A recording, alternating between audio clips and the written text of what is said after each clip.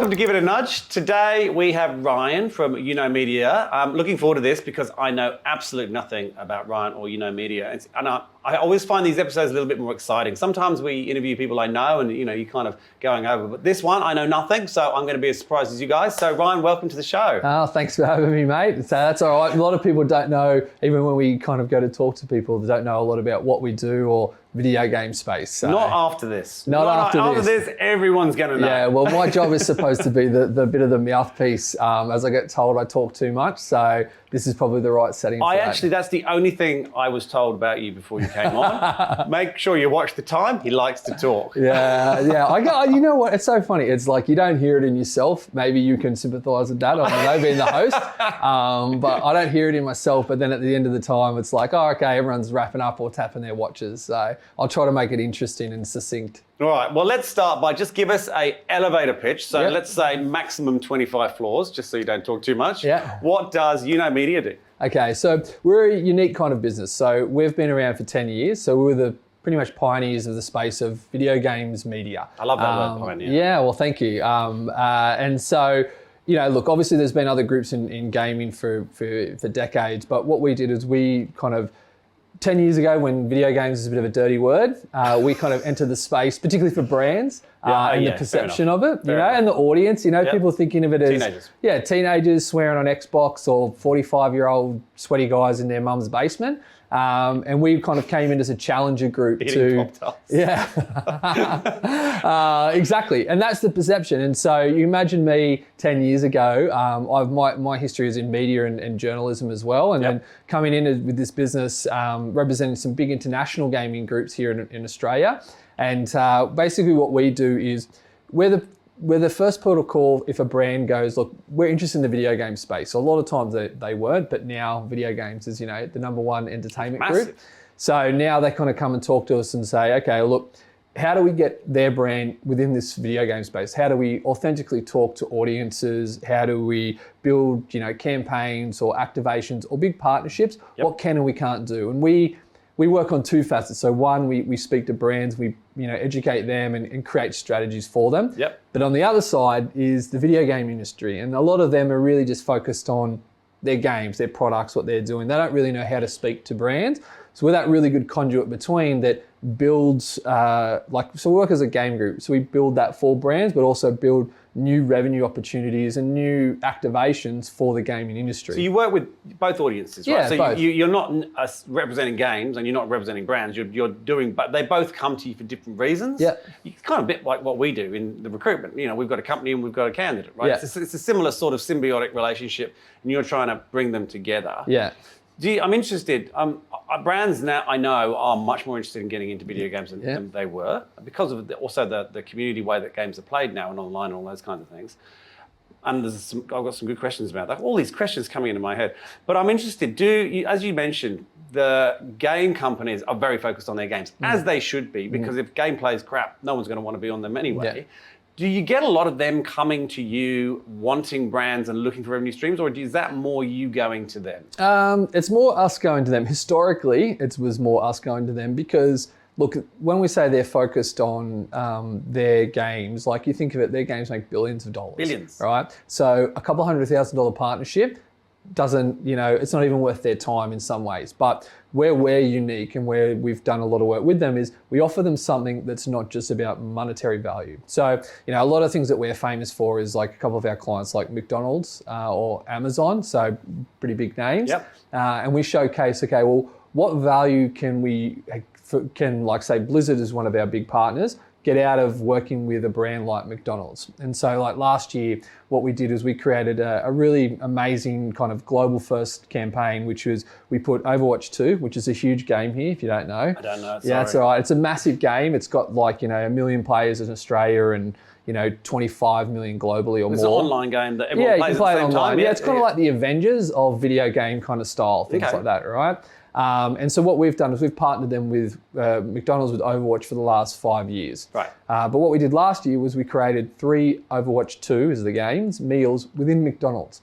So 1,000 stores plus their online app. If you order one of their meals for, I think it was like $11, you get a $20 game skin from the game that was exclusive at that time to unlock into your game account. So from the consumer's point of view, imagine that you're like, God, I just bought this burger. It's for a game that I love, and I get an exclusive unlock. I can play forever. So the burgers only cost me $1 technically. Basically, less. Well, it's like because it's $20 skin and it's only $11 burger. Okay, so you're $9 in front. Yeah, so tell me, when you have those, so does that's great if you're a player. Yeah. Does that drive new players to the game as well? It does. It must do, right? And that's the thing. It's like McDonald's. I mean, if they were a media publisher, they'd be one of the biggest in the country. They've got 1,000 stalls almost. They've got this app that has millions of people that use it all the time. As an awareness play, it's massive. And so for Blizzard, we managed to get their game into places that brands like a game could never go. Yeah, exactly. All those different opportunities. But then what we did is we then talk about that activation and show the value that's given back to the consumer, but powered by McDonald's, so they get benefit. And then we put that on we've got a huge amount of like media networks. And so we amplify it, create editorial. And this thing went global news. Like every country in the world was like, how do we take this Australian activation and put it in America, Brazil, the Netherlands, like every country you could imagine that has McDonald's was like, we want something like this ourselves. And that's awesome for us because, our job is to do right by the client. Yeah. But by doing right by the audience, it always does right by the client. So that's kind of what we do. So I'm intrigued. So you started this 10 years ago, right? Yep. You've come from this background. Now, I want you to tell me the story of why you started it. But before you do that, I played video games when I was younger, right? And obviously at that stage, video games were very different. You paying money for the game and you played the game, very much like my son does with a FIFA or something like that. Whereas now, a lot of the games I've seen, they're free because the money's in buying all the assets actually online. Yeah. So was that a thing when you started it, or was it still about the purchase price? Because that's obviously opening up an endless subscription revenue, whereas that was a one-off buy. Yeah. Look, I'll say this. In the last 10 years since we've just been running this, the gaming industry has changed 3 or 4 different times. Like the way that they generate revenue, the way that the games have been coming to consumers. Like think about like streaming services, and now there's streaming services for games, the platforms, the way you access games, just the rise of the internet over the last 10 years has meant that the way that game companies have had to service game players like ourselves has changed quite a lot.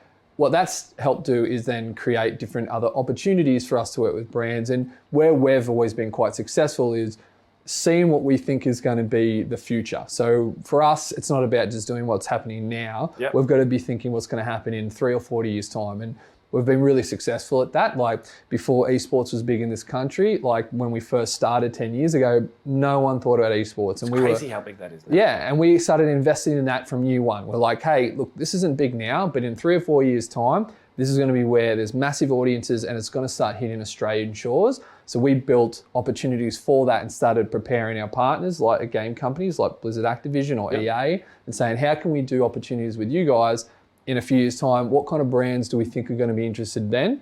And so we do that. And so the models of the way that then brands have been able to get in the space, it's like, TV is pretty much, not the same, but not that much dissimilar from 10 years ago.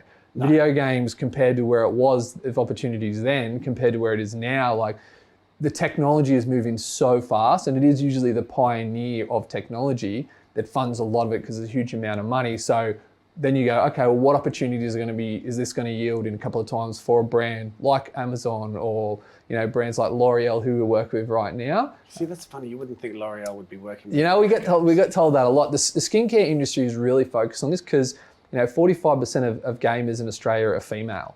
They probably have bad skin as well because they're inside all the time. Well, see, all these perceptions are quite funny. Actually, there's a report that just come out by the IGEA, which is a group in Australia that does a report every year. It's one of the longest running ones. You see all the demographics of who's playing. So it's I think it's like 80% of Australians play games every week now. So 80%. So the other number, did you say 45% are female? So 40. So it's pretty much 50-50. Yeah. And you're saying 80%. Yeah, and the average age of a gamer is 37 years old now. Is that right? Yeah. And when you say gaming, we're talking console video games, goggles. Yeah. Are we talking mobile games as well? So mobile as well. And there's a lot of people play mobile games. Yeah, and mobile's a funny one because mobile, historically, like years ago, mobile games, and people still talk about like Candy Crush and things like that. I love right? Candy. I can't have it on my phone. I can't stop playing. I'm totally, I literally can't have it on my phone. And puzzle, like they have a place in this ecosystem as well. But those games historically, which you might not like to learn this, is pretty much 50-year-old women plus. Well, right? They love that. They love Candy Crush and things like that. That's my clan, is it? 50-year-old. I know it doesn't sound that great when you say it, but look, that like years ago we used to we didn't work with that kind of space, but now that's actually become like a gateway game for accessibility. So when we talk about all demographics are playing video games now, like 65 plus has become a huge now growth sector for video games because older audiences are used to then, I've got some games on my mobile phone. It might even be for their kids or grandkids. And next thing you know, they go, I can see how this works. And there's endless types of games. You can find a game for any type of thing you want. Like we've got a bit of a story we talk about where there's a game in America. Well, it's all over. It's called Lawn Mowing Simulator. And we use this because it is a ridiculous example, right? This sounds ridiculous. It is. And so it's basically what you think it is. You have your own little business in your garage in the game, and you get jobs where you go out there and mow virtual lawns, and you want to do it in the best straight line and things like that, and it builds it all up. Now, so you can build a business because you're doing a good job, basically. Exactly, right? And people are like, why would this game exist? And it's hugely popular. They have now an esports tournament with huge prize money in America. Yeah, so imagine being a farmer over there and you're seeing people that are winning money, like hundreds of thousands on that. But like, we use this as an example. I'm downloading this for sure. Yeah, it's so good. Mate, there's simulators for everything. You can. It's so amazing. But one of the things about this is you say like, a brand like, for example, John Deere would never think, hey, video games is an opportunity for us to focus on a really dedicated audience that we know loves mowing lawns, loves ride on lawnmowers, and that's an aspirational thing for them. They spend, 10, 15 hours a week playing a game doing that. And now you can go, okay, well, cool. If you're a brand like that looking for quality leads, you can go and do some really detailed targeting, do a partnership with them, and it generates amazing results. I imagine it would. Yeah, and that's the thing what we've been finding, like, for brands, video game was seen such as a risky play. Like, I've heard everything you can imagine. I've talked to 3 different CEOs from different banks in Australia. I've talked to insurance companies, you name it. And all of them were like, this is ridiculous. There's never an opportunity. And then what they're starting to see is the return on investment from this industry. Massive. It's massive. It's such a big audience. I didn't realize it was 80%. That's insane. So there's 2 other things I wanted to touch on, which are a bit left field from a video game point of view. Yeah. So one is Twitch. Yeah. Because I find that ridiculous. That's just a personal thing. And 2 is the transition of video games into movies is becoming more and more popular, right? We're seeing more and more of it. There's the Assassin's Creed, and there's loads of those, right? And there seems to be more in the works. Yeah. Are you involved in, I don't know if Twitch is really just watching other people play games, right? But are there opportunities and things like that as well? Yeah, so look, we use Twitch as a platform. So think of it as the way that you might watch videos on YouTube, or you might watch them on TikTok or Facebook or anything like that. So Twitch historically has just been where people will go and stream themselves live playing video games. I've watched my son watch it for hours. Exactly. It's a big platform. They're kind of one now of like other groups. So YouTube have come massively into the space. Facebook as well have invested, and now TikTok is coming in and they really want to get into it. So that's kind of one part of the segment, and we work with all of them. So we work with all those different platforms, and we do sponsored live streaming talent, and we put it on different platforms depending on the kind of audiences that we want to do. Twitch is kind of diversifying quite a lot now. So a lot of their content is not video games. It's just all people streaming themselves doing whatever. Yeah. And so that's kind of one element that they've been, they're kind of focusing on. But one of the things I think people don't realize is that just how popular it is for people to watch video games or watch talent stream video games as a source of entertainment. It does massive hours every single week. It's hugely engaging. So like we just did a campaign recently where we worked across both like Twitch, TikTok, and YouTube, and we had different streamers from each. And the engagement that we did this is actually for L'Oreal, the engagement from that audience, it feels like it's one-to-one. So when you watch TV, you're just as passive. You watch it, it's great. Right, and even if it's like a talk show or something like that, reality TV. But when you're doing it on an online platform, you're actually having communication with the talent. It's happening all live. You're sending them text, you're sponsoring them, and it builds a community. And that engagement level is massive. And so when you interject like brands or other different activations, things like that. Charities are using it really, really well. Really? Yeah, it's becoming massive. So it's fascinating. All right, so let's go back to, so we've sort of touched on most of the different points I wanted to. Why did you fall into this? So look, I've been working in media for a while now. Were you doing your own business before? Was this your first No, business? this is my first business. Right. Okay. So so there's two questions there. One, what made you start a business? Because, it's not something that is for everyone. And two, why video games? Okay. So look, what made me start a business, I guess, some of it is a little bit of naivety, but I've always been super ambitious. You have to be naive to Yeah, start a I business. think you have would to. never start one. No. If you know what's ahead of you, but that's also part of that discovery and that journey. And I've always been excited by a challenge. And also, so look, I worked at another company before this, which doesn't exist now, and they worked in media and but more in music and also entertainment, so movies, right? And we had to launch a product in market, which was called Vivo. It does music videos. Yep, I know. So that was kind of our job, was to help launch that in market, plus a few other things as well. And so I learned what it took to launch a brand new product into market, albeit that was a product that people were kind of more familiar with. Yep. And I looked at that and I said, okay, cool. This is coming from a global company, so America. They were trying to put their imprint in Australia, and they just weren't that innovative. It wasn't really something that they knew how to be innovative with. And what I found was that I was having a lot of success building a revised product of that and taking that to market and customizing it myself. I had a huge amount of success doing that. Mm-hmm. But while I was doing that, I was actually moonlighting as a gaming journalist. I haven't heard that term, moonlighting, for years. Well, I love that word too. Well, I've always had my fingers in doing other things. Like I once worked for the West Tigers for 2 seasons being a journalist for them.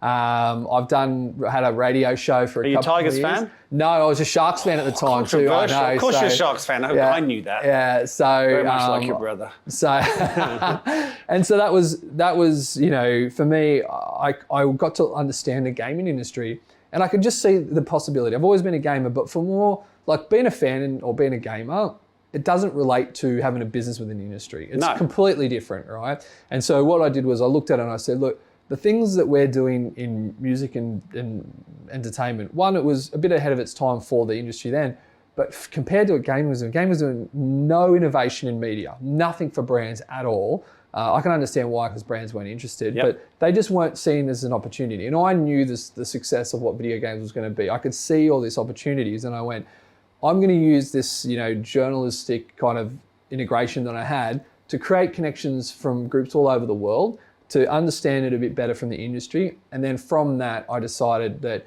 if I take my learnings from here, apply it to here, but really have no restraints from a corporate business, because I'm the head, I can build something that's amazing.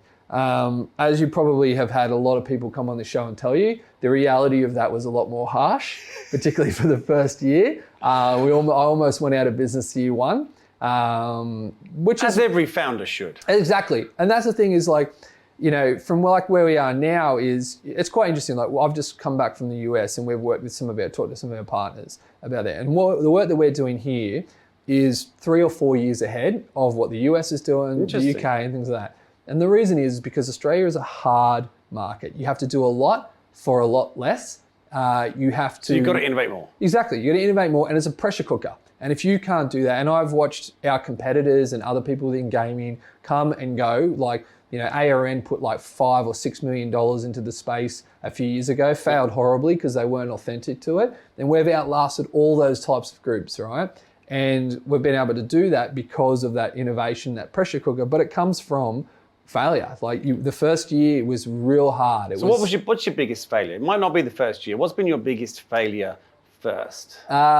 Look, I guess the first one was I underestimated how hard it would be for me to get my first clients in a market that really did not want to care about gaming. So the first year when I came that sentence is an awesome sentence. Yeah. No one cared about it, and I underestimated how hard it would be. Yeah, it was, because I could see the value in it. And what I didn't realize is that perception is reality. It's not actually the reality of it. So we had a product that was really good at the time. So at the time, like just from a media perspective, compared to what I'd been selling with Vivo and the likes of it, it was doing 2-to-1 results. But clients were like, if I'm going to put $1 into gaming, it needs to do 10-to-1. Because I can put $1 on Spotify and no CMO is going to fire them right? If they do that, if I put it into video games, it has to absolutely be the best thing we've ever done. And for me, that meant that, hey, not just about the way that I present this product, it's actually, I have to build the whole ecosystem. And that actually created my kind of role now, which is I'm a massive advocate and educator to brands, CEOs, CMOs, like the industry at large, explaining to them about the industry, about what they can do. Yeah, kind of. Yeah, I mean, that's what sales is education. That's all sales really is. Exactly. If you can educate someone, then the sale should just happen. Yeah. Right? That's how sales should be done, I believe. If you educate the people on what you do, they should just want to buy it. Otherwise, you're talking to the wrong person. Exactly. But the funny thing with that as well is like, and this actually worked in my favor, was that I didn't realize that the passion that I had in the business, that I was looking at it from more of an authentic point of view rather than a opportunistic, which is what we're seeing now. Like in the last 2 years, there's businesses popping up all over the place saying, you know, that they're the best at gaming, they know this, they know that. And 2 weeks ago, they were selling radio. Like they've not been from this industry. Well, we've done 10 years hard thing. And I understand they're going to start somewhere, but 10 years is a long time to be in what you're doing. Like we see startups, as you know, we see hundreds of startups all the time. And there are a lot more in gaming now, but none of them have been going that length of time that you have. Yeah, it's been very interesting. We found that around because there's a couple of groups looking, you know, at acquisition out there, and their one thing is about finding a business that are profitable. And we've been profitable every single year. So we're Did the only you business. bootstrap it? Yes, bootstrapped it. See, that's a hard thing to do. I'm doing it myself. I've always done it. I've never taken any funding either, and it's horrible. It is. But it's also, it builds a much more resilient, it grows a lot slower, but it's a much more resilient business. Yeah, it's definitely a more resilient business. And that's the thing now, like when people look at us as a partner or as a business that even, you know, we've had a few acquisition offers that we haven't taken that have come to us and said, look, you're the only business of its kind that's profitable. No one's been able to do it. Yeah. And that's like a nice, I think for the first few years of your business, that's a really nice thing. As you get further into the business, you're like, I'm actually okay with like taking investment or building it bigger and things like that. Because sometimes you do need resources. Yeah, you do. But 10 years ago, there was no one that would have, when I talk about there was no one interested, like the clients weren't interested, no investor was interested in what we were doing then. They were. So but that's the thing about the gaming industry.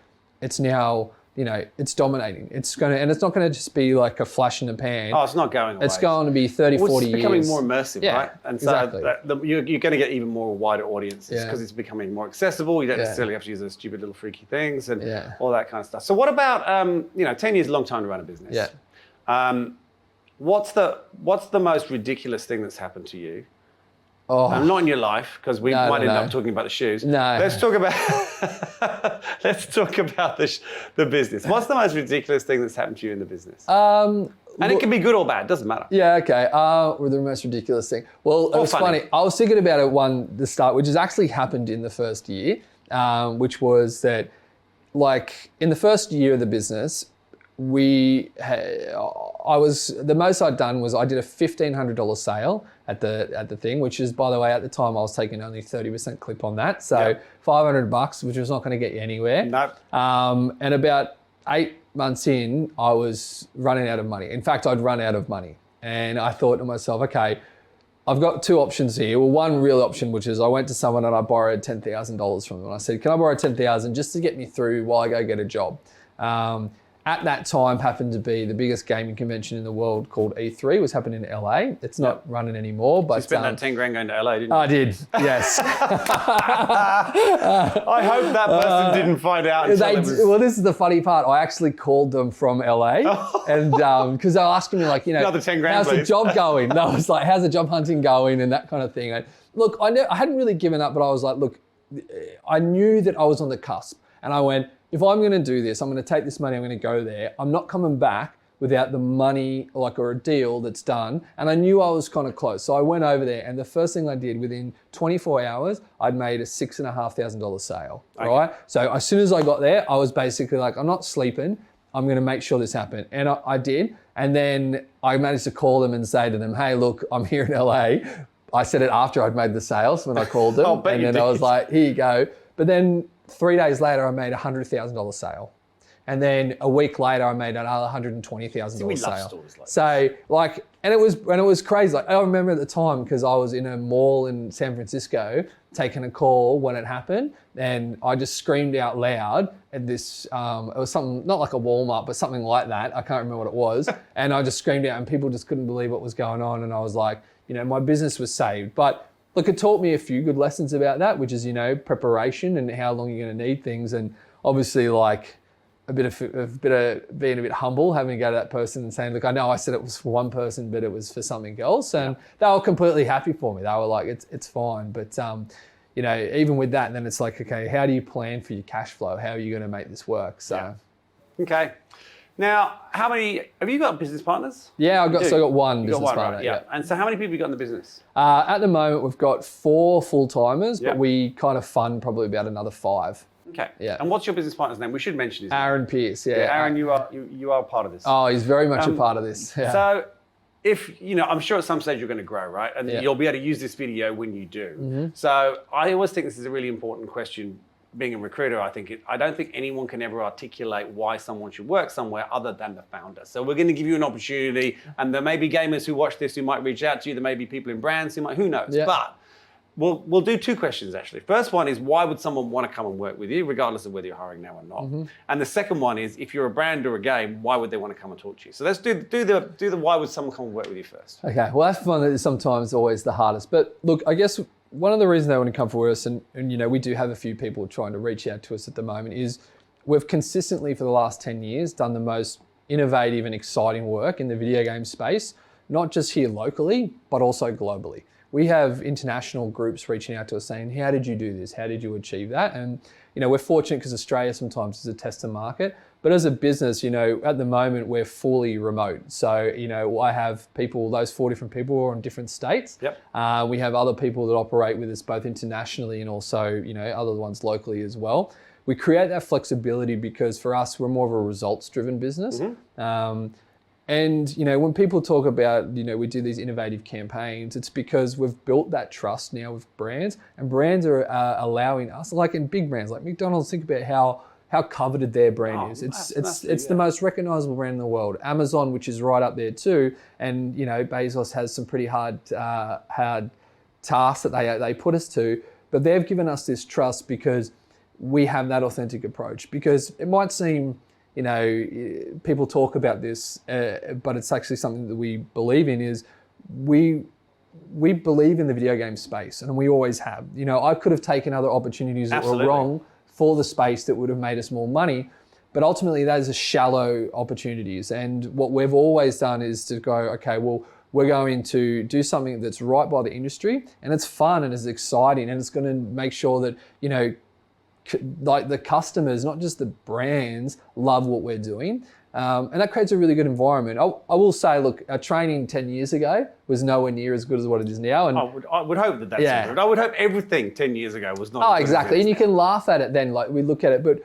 look, what we do, there's no other experts in the space. So we don't expect someone else to come into us and go, I'm a gaming expert, because with what we do, we're really one of the only ones that do it. And so for us, we've built a really good culture of promoting within and growing within. Like we've had someone who is a creative director has joined our team force now, and he's found a huge amount of fulfillment in growing his skill set and working on these innovative campaigns, but also learning skills that he knows is going to be like advantageous to him wherever he goes. And it's going to keep changing, right? Yes, like you exactly. said, it's at the forefront of innovation. So if you're working in a company that's at the forefront of innovation, you're going to be learning skills that other people aren't. Right? Yeah, exactly. Faster than everybody else. Yep. So that's not. And then what about, maybe not so much brands, because I think brands know why they come to you, but let's say if there's any game companies out there that watch them, and I know there are some actually in our audience, what do you say to them? Why would they come to you? Yeah, so look, I guess where we work is we work almost agnostic. Sometimes that's confronting for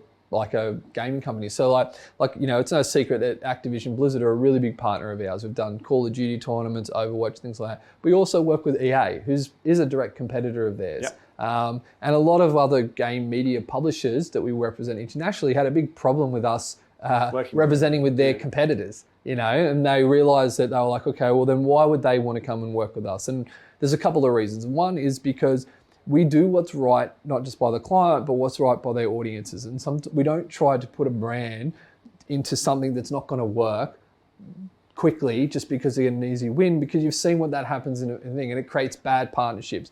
We also then bring them opportunities they didn't even know exist in their business. And some of them, or had thought of, right? Yeah, exactly. Like an Activision Blizzard is a $70 billion company as evaluated by Microsoft.